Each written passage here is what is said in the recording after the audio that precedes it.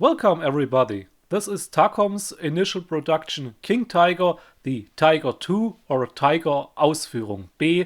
That's a box full of beautifully molded styrene with a very useless, if not completely wrong, manual. But let's have a look into it. I would like to talk about what they intend you to build here. That's V1. That's the first initial prototype, 1 or 3 vehicles completed in December 1933, made from mild steel.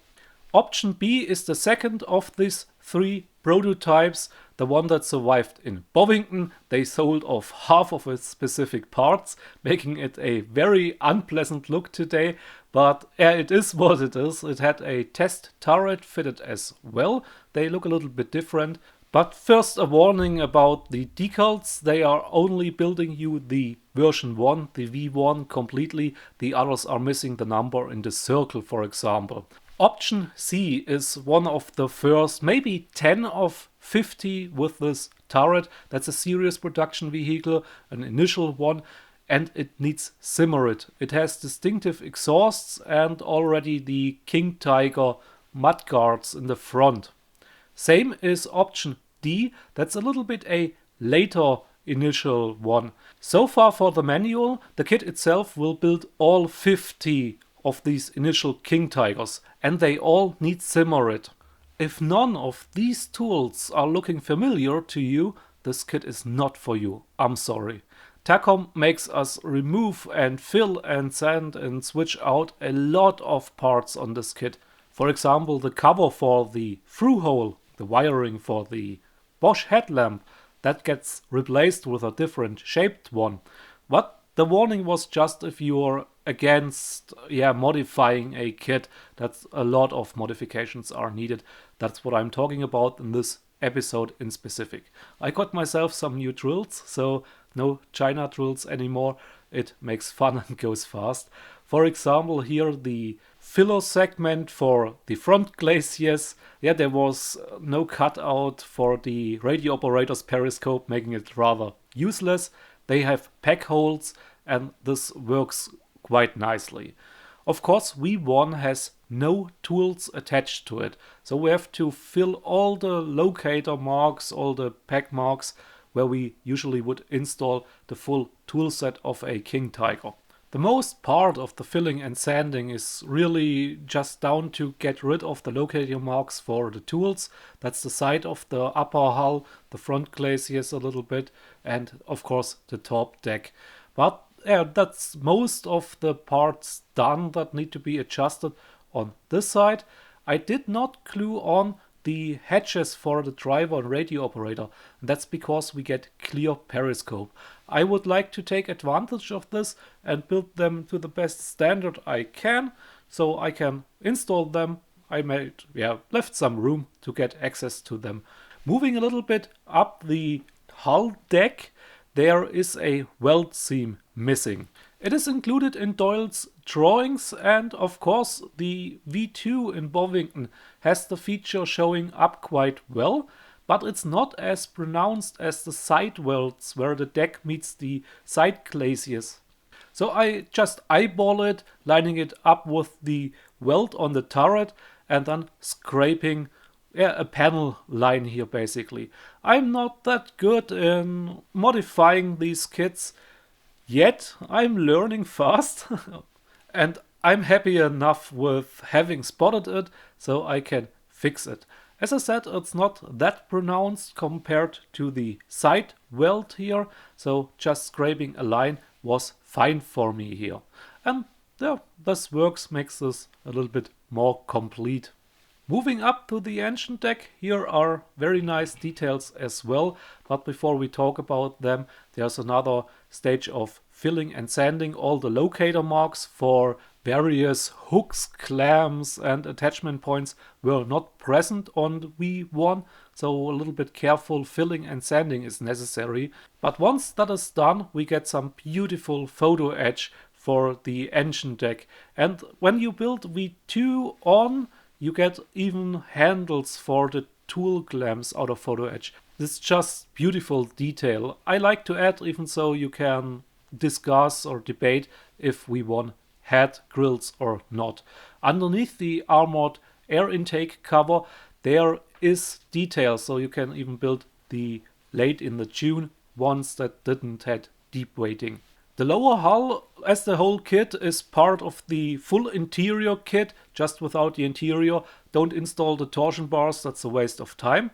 The towing points were different on the initial ones, at least on the prototypes. And yeah, Takom makes you to clip off the later edition, sand it flat and replace this part with an earlier type.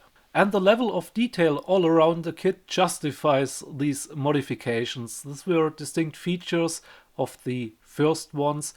And yeah, it's a different story when there are no bolts on the final drive and you say, yeah, well, that's too small to be relevant, but here it looks good. And once it's cleaned up, it fits together. The rear plate is quite easy to modify. It's just a little bit filling and sanding and removing some features.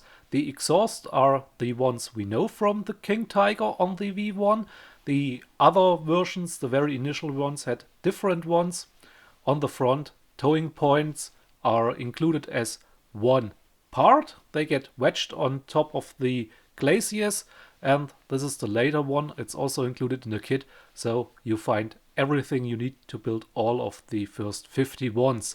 That's just a towing cable, that's a part to keep in the box, just for a later build, I guess, to switch out. Well, the detailing is beautiful. I lost some footage, or I didn't record it, from the front fenders.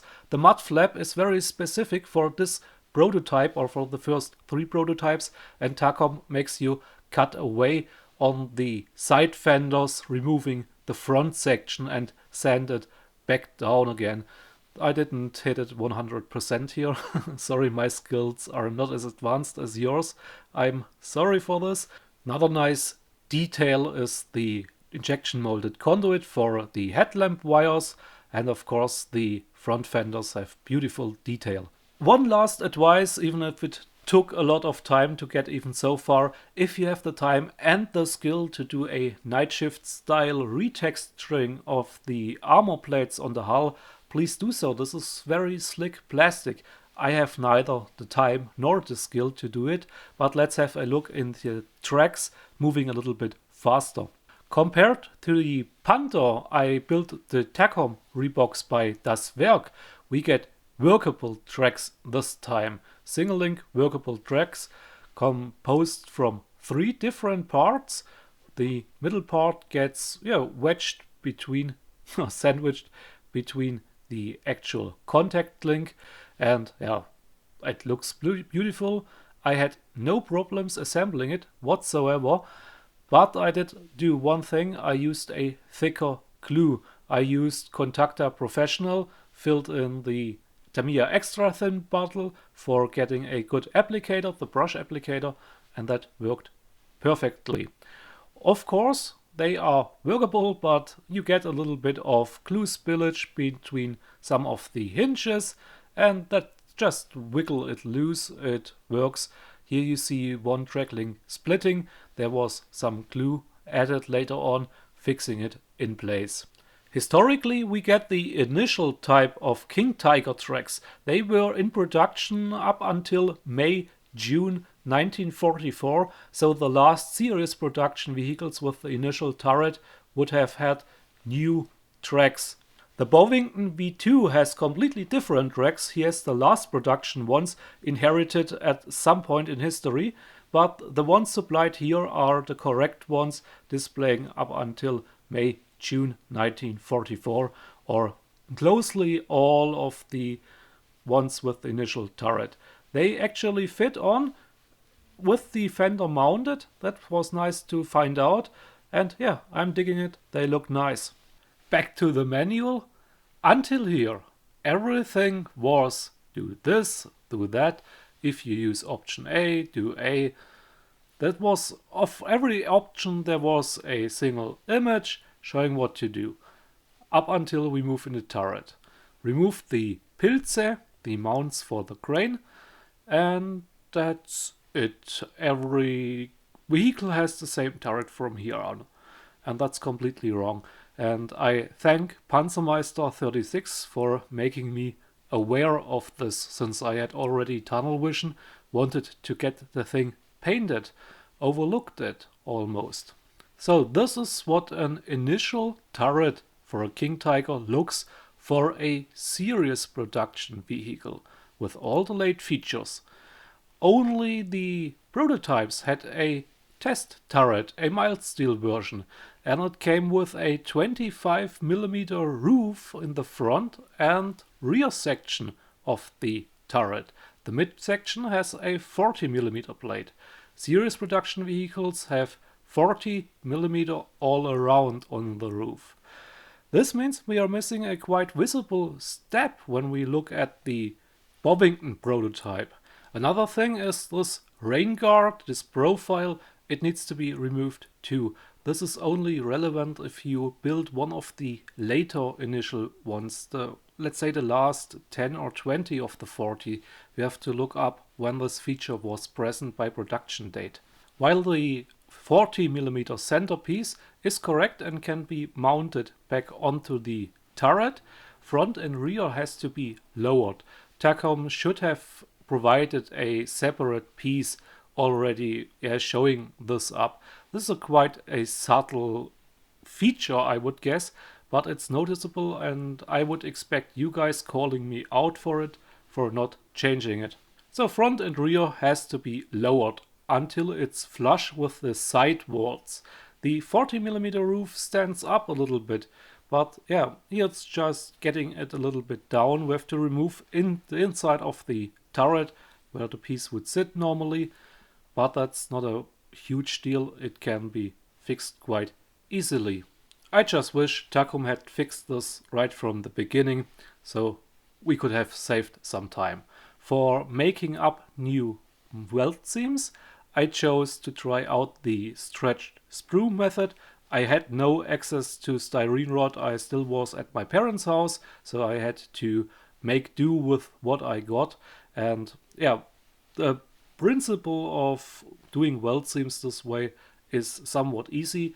You glue on a piece of stretched sprue. Just try to avoid too thick ones like I did here, and you soak it in glue and then hack away at it with your hobby knife or scraper until it looks something like a weld seam. And don't even dare to point me at night shift doing this with epoxy. I wish I had some epoxy laying around when I did this.